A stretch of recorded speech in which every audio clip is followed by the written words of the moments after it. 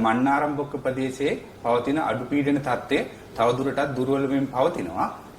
එම නිසා පසුගිය දිනවල ධීවර සහ නාවික කටයුතු වලට නිකුත් කර තිබූ අනතුරු ඇඟවීම් ඉවත් කර පවතිනවා. දිවයින වටාවන මුහුදු ප්‍රදේශවල වැසි තත්ත්වය සැලකූ විට අද දිනේදී මන්නාරම් සිට කංකසන්තුරිය සහ ත්‍රිකුණාමලය හරහා පොතුවිල් දක්වා වෙලට ඔබ්බෙන් වන මුහුදු ප්‍රදේශවල තනින් තන වැසි ඇති වෙන්න පුළුවන්. දිවයිනේ සිසු මුහුදු ප්‍රදේශවල ස්ථාන ස්වල්පයක වැසි ඇති වෙන්න පුළුවන්. දිවයින වටාවන මුහුදු ප්‍රදේශවල සුළං නැගෙනහිර සිට ඊශාන දක්වා දිශා වලින් හමා එනවා. සුළඟේ වේගය පැයට කිලෝමීටර් 30ත් 40ත් පමණ වෙනවා. කෙසේ වෙතත් උත්තරම සිට මන්නාරම හරහා කංකසන්තුරිය දක්වා වෙලට ඔබ්බෙන් වන මුහුදු ප්‍රදේශවල සුළං වේගය විටින් විට පැයට කිලෝමීටර් 50ට වගේ වැඩි වෙන්න පුළුවන්. එවිට එම මුහුදු ප්‍රදේශ තරමක් රළු වීමේ හැකියාව පවතිනවා. ඒ කියන්නේ දැන් දීවරයන්ට මුහුදු යාමට හැකියාවක් තියෙනවද?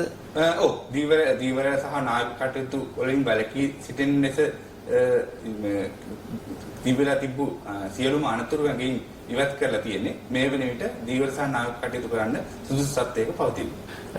දැන් කොහොමද දැන් මේ ඇවිල්ලා දැන් අඩු පීඩන තත්ත්වය දැන් පීඩන තත්ත්වය අඩු වෙලා කියලා කිව්වා. දැන් කොහොමද මොන වගේ තැනකද තියෙන්නේ? රට ඇතුළතද තියෙන්නේ? රටින් දැන් පිටටද ගිහින්? නෑ ඒක මේ වෙන විට දිවයිනින් බැහැර වෙලා මන්නාරම් බොක්ක ප්‍රදේශයේ වාගේ තමා මේ වෙනකොට අඩු වෙමින් පවතින්නේ. ඒ කියන්නේ අඩු පීඩන තත්ත්වය තවදුරටත් අඩු මේ ඒකේ වර්ධනය අඩු පැත්තට තමා පවතින්නේ.